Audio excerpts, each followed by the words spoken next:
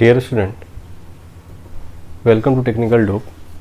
DFCCL सीरीज में हम लोग अभी आज इलेक्ट्रिकल मशीन का ट्रांसफार्मर टॉपिक के ऊपर कुछ ऑब्जेक्टिव सीरीज को जो है वो हम लोग सॉल्व करेंगे और हम लोग जो है अभी 5 यूनिट में इसको कंप्लीट करेंगे, यानी कि मशीन को, इलेक्ट्रिकल मशीन को, जिसमें हम लोग ट्रांसफार्मर देखेंगे, DC मशीन देखेंगे, सिंक्रोनस मशीन देखेंगे, सिंगल फेज मशीन देखेंगे और इंडक्शन मशीन देखेंगे। ठीक है, तो आप लोग को दिख रहा है कि प्रत्येक अवसर के लिए तैयार रहना ही सफलता का रहस्य है। इसी सीरीज के साथ हम लोग अपना DFCCL सीरीज शुरू किए हैं, जिसमें हम लोग कोशिश करेंगे कि मैक्सिमम हम लोग इसमें पॉइंट कवर करें और ऑब्जेक्टिव जितना भी क्वेश्चन है उसको कवर करें। नेक्स्ट वीडियो में हम लोग सर्किट थ्योरी यानी कि बेसिक इलेक्ट्रिकल के ऊपर जो भी क्वेश्चन है उसको हम लोग सॉल्व करेंगे। चलिए शुरू करते हैं। पहला क्वेश्चन है कि transformer will work on.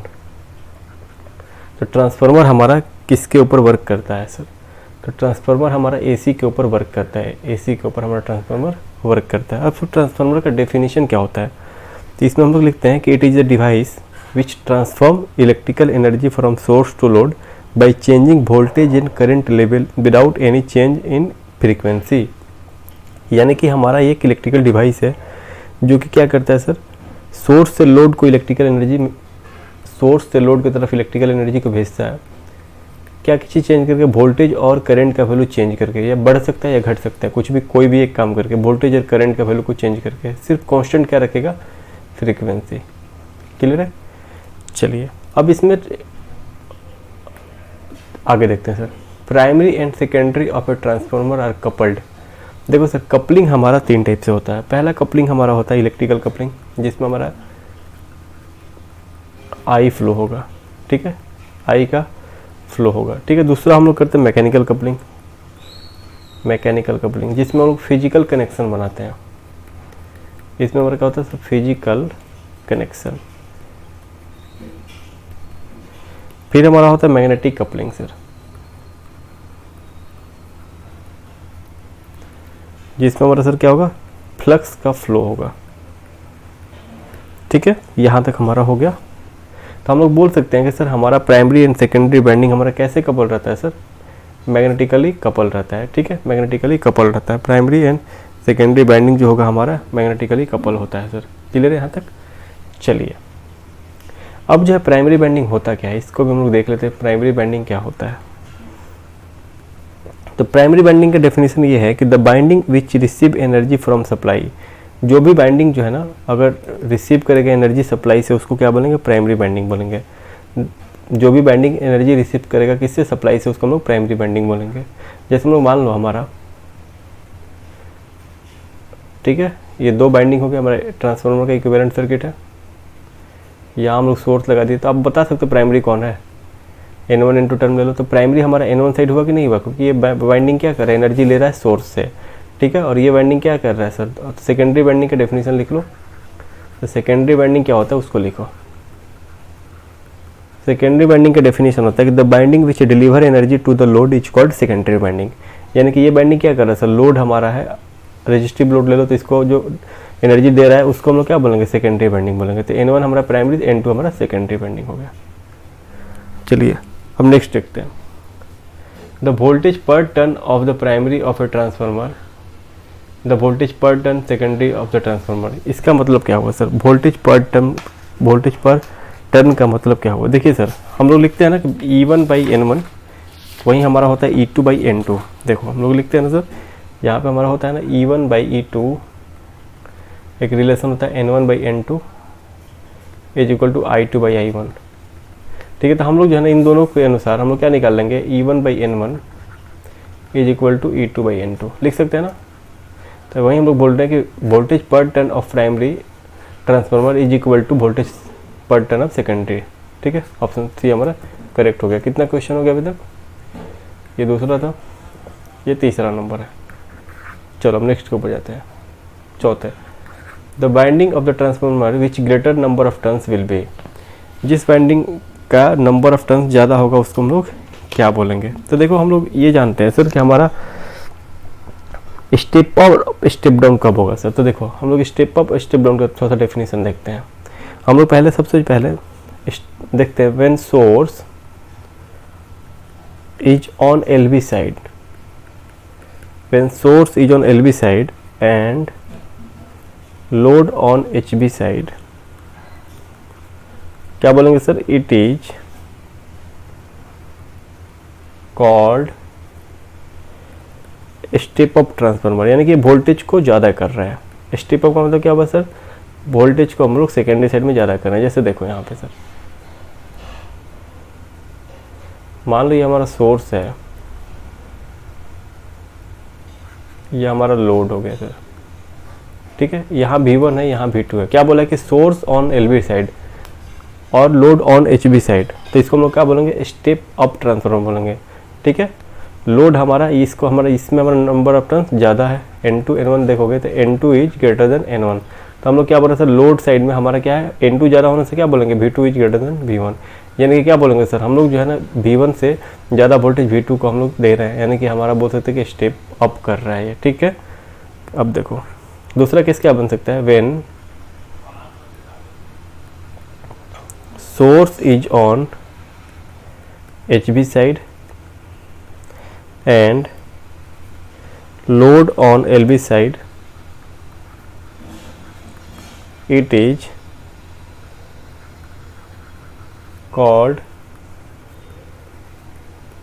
step down transformer, ठीक है। It is called step down transformer. तो स्टेप अप और स्टेप डाउन का मतलब अंतर समझ में आ गया? स्टेप डाउन कब होगा? जब हमारा सोर्स होगा HV साइड में, लोड होगा LV साइड में। यानी कि ये बोल सकते हैं कि हमारा ये N1 है, ये N2 है, ये V1 है, ये V2 है। क्या बोला कि सोर्स हमारा HV साइड में, तो V1 ग्रेटर देन V2 है, यानी कि N1 ग्रेटर देन N2 होगा तो V1 ग्रेटर देन V2 होगा। तो हम लोग बोल सकते हैं कि V2 का वैल्यू कम है, तो क्या कर रहा है सर? स्टेप डाउन कर रहा है सोर्स लोड के तरफ में, तो स्टेप डाउन ट्रांसफार्मर हो गया, ठीक है। ये चीज़ समझ में आ गया होगा। चलो नेक्स्ट देखते हैं। The transformer does not possess a changing property. तो हमारा ट्रांसफार्मर फ्रीक्वेंसी चेंज नहीं करता है और पावर भी चेंज नहीं होता है, ठीक है। पावर भी चेंज नहीं होता है। The maximum flux density produce in the core of a transformer is, the maximum flux produce in the core of a transformer is, बताइए।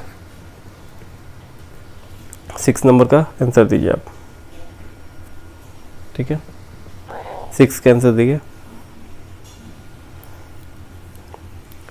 हमारा inversely proportional to supply frequency, यानी कि B इक्वल टू B/F, ठीक है। B equal to B/F होता है। यहाँ तक कोई दिक्कत नहीं है, यहाँ तक कोई दिक्कत नहीं है।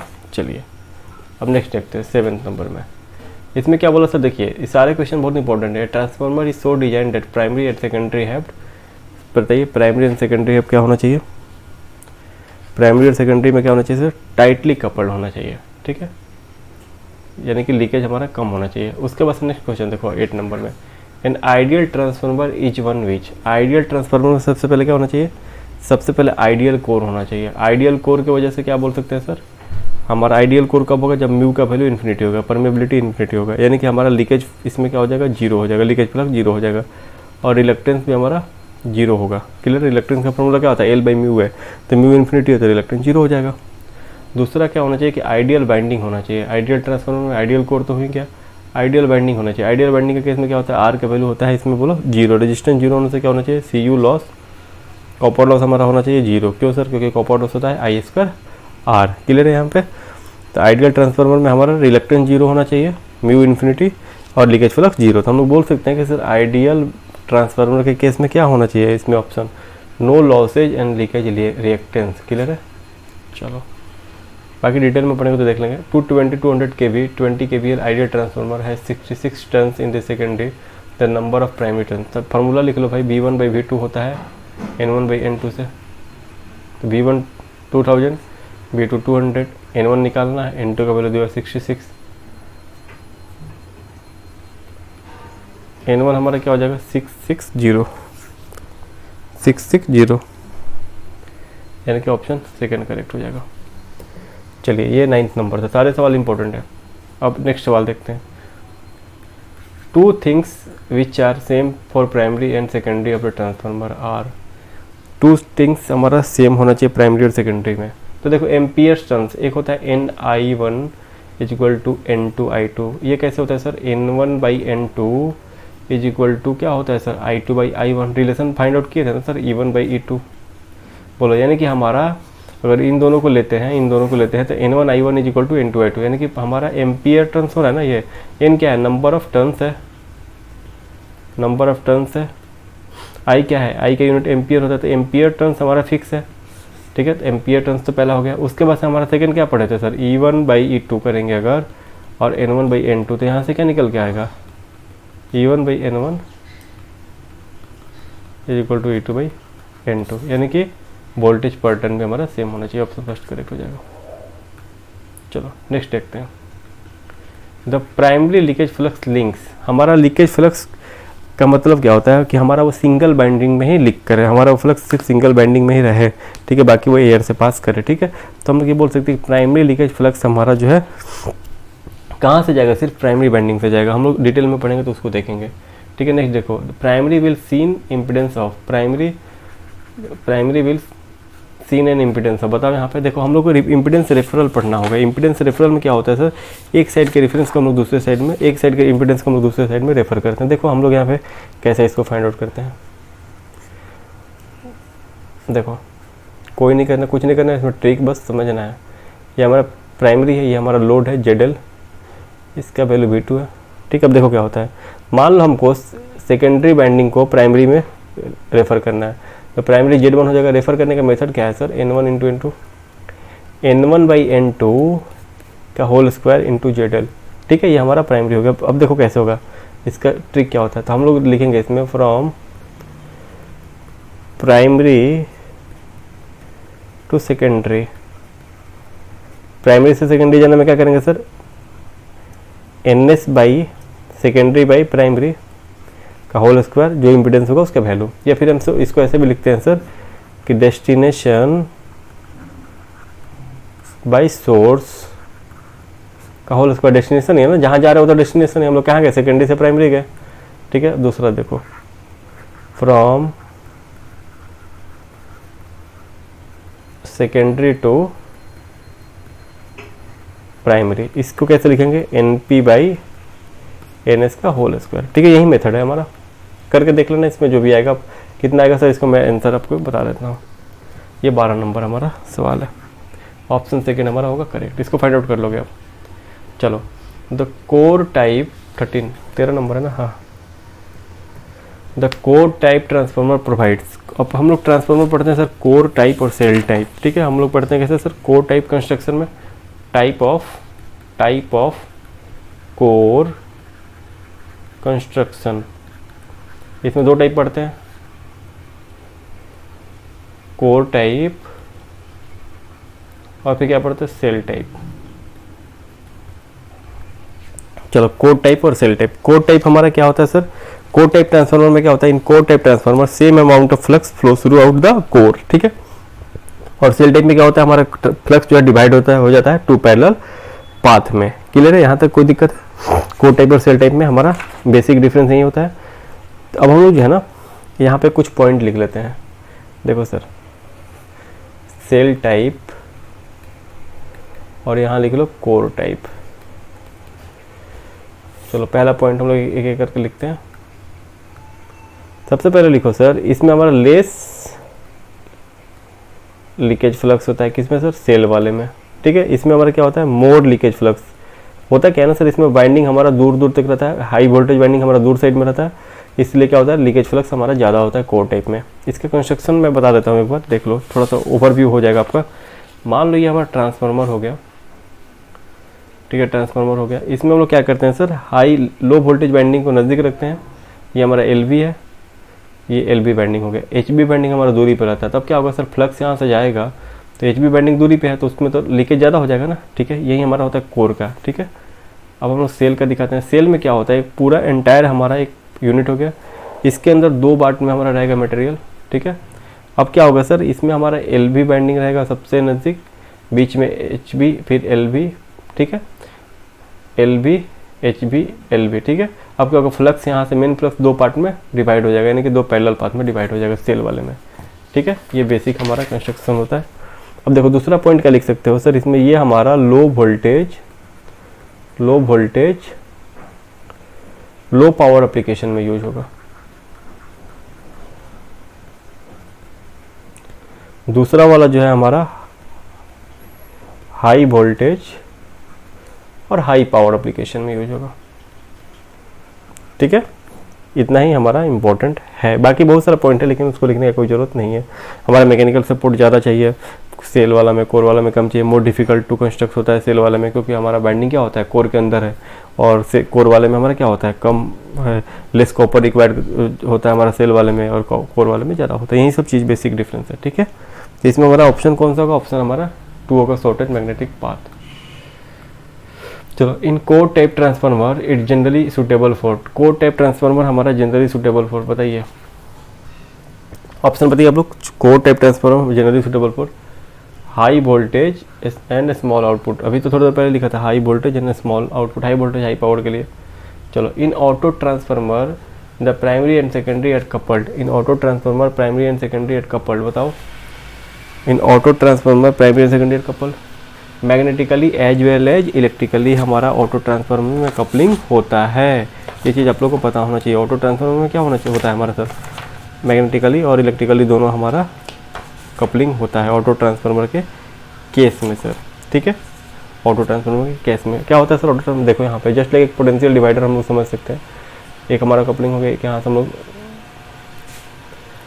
ठीक है, यहाँ से हम लोग लोड ले लिए, क्लियर है। तो हम लोग लिख सकते जनरल ट्रांसफार्मर है two winding for one input other output, but in auto transformer we have a single winding which is tap to order to connect the load. ठीक है, चलो अब क्या बोला कि the secondary load impedance of a step down transformer ZS the primary impedance ZP will be. इसको आपको बताना है क्योंकि मैंने डिटेल में इसको आपको सॉल्व कराया है। 16 का आपको कमेंट करके बताना है, 16 का कमेंट करके बताना है कैसे होगा। ठीक है, 17 चलो, short circuit test of a transformer help us to find its. अब बताओ शॉर्ट सर्किट टेस्ट के बारे में तो आप लोगों ने पढ़ा है अच्छे तरीके से।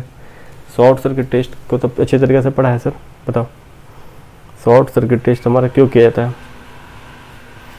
बताओ सर। शॉर्ट सर्किट टेस्ट किया जाता है सर हमको copper loss and series parameter का वैल्यू फाइंड आउट करने के लिए, copper loss and series parameter का वैल्यू फाइंड आउट करने के लिए, यानी कि ठीक है। अब जो है इसमें हम लोग क्या करते हैं sir? In determine to rated copper loss और फुल लोड कॉपर लॉस क्या करना पड़ता है सर? रेटेड करंट हमको देना पड़ता है। इसमें हम लोग क्या करते हैं? देखो इसमें हम लोग सर कॉपर लॉस में HB साइड हम लोग करते हैं, HB साइड हम लोग रखते हैं, और क्या करते हैं सब? LV साइड को शॉर्ट करते हैं। LV साइड शॉर्टेड, वजह क्या है सर? LV साइड शॉर्ट करने का वजह है सर हाई करंट, क्लियर है, हाई करंट। ठीक है, चलो यानी कि ऑप्शन सेकंड हमारा करेक्ट हो जाएगा। नेक्स्ट देखो सर 18 नंबर में देखो, two winding transformer operates at maximum efficiency. Maximum efficiency पे क्या ऑपरेट करेगा बताओ? Copper loss equals to iron loss, option second correct हो जाएगा। तो चलो ये वीडियो खत्म होता है। आप लोग बताना वीडियो कैसा लगा, और फिर अगर अच्छा लगता है तो शेयर करो। टेक्निक और आप लोग सभी लोग से रिक्वेस्ट है कि लाइक कर दिया कीजिए, लाइक करने से एक मोटिवेशन मिलता है। दोस्तों को बताइए और कंटिन्यू करिए, रेगुलर देखिए। बहुत सारा वीडियो अपलोड हो चुका है, पावर सिस्टम पूरा कंप्लीट अपलोडेड है, और जो मैं बताया उसको कमेंट करके बताना कि कौन सा उसका ऑप्शन सही होगा। Thank you. देखो ये किसी बुक का ही था, लेकिन इसमें क्या है कि हम लोग कॉन्सेप्ट पे ज़्यादा फोकस कर रहे हैं। सवाल तो आपको कहीं मिल जाएगा, हम लोग मेनली कुछ कॉन्सेप्ट पे ज़्यादा फोकस करें। इसी टाइप से हम लोग जो है ना आगे DC मशीन और फिर synchronous machine, induction machine, single phase machine का भी अपलोड करेंगे। और एक शॉर्ट नोट्स का वीडियो जाएगा अभी, यानी कि रिवीजन का वीडियो जाएगा मशीन का आप लोग के लिए इस यूट्यूब चैनल के ऊपर। चलो थैंक यू।